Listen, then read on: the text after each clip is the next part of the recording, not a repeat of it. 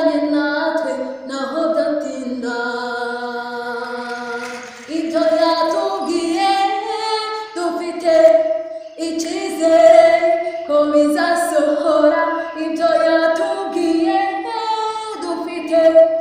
icyizere ko bizasohora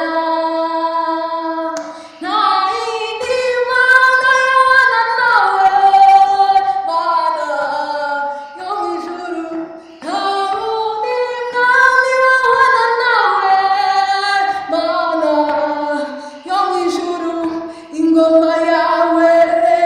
yahozeho kandi izahoraho ingoma yawe yahozeho kandi izahoraho muraho neza abakunzi ba Groupe Nayote amazina yanjye nitwa Dushimirimana Aloysia nk'uko mubizi ndi umwe mu banyamuryango ba Groupe Nayote nkaba ndi dirijante wa Groupe Nayote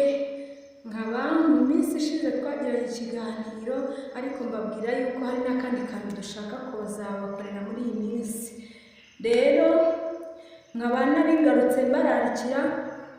kuzareba kuri telefone zanyu abadukurikirana ku mbuga nkoranyambaga zanyu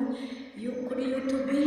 mukazareba ku wa kabiri saa 10 za nimugoroba ku tariki 24 z'ukwa 9 tuzabazanira indirimbo nshyashya tuzashyiraho tuzasohora nyine birumvikana twagiye muri studio dusanzwe tubahereza record dukorera mu rusengero tugenda mu muhanda n'ibindi byinshi bitandukanye ariko noneho twagiye muri studio dukora indirimbo nyinshi zitandukanye ariko kwa kabiri tuzasohora imwe muri zo iyo ndirimbo yitwa Turavuga Imana noneho rero tukaba tubafite n'ibindi bikorwa bitandukanye muri uno mwaka by'umwe mu ndirimbo tuzaba twakoze muri no minsi tuzabagezaho nyine album yazo ubwo ngubwo mube muri ready kuzazikurikirana turabakunda Imana ibaha umugisha mukomeze mukoreshe ya subscribe comment na like turabakunda Imana ibane namwe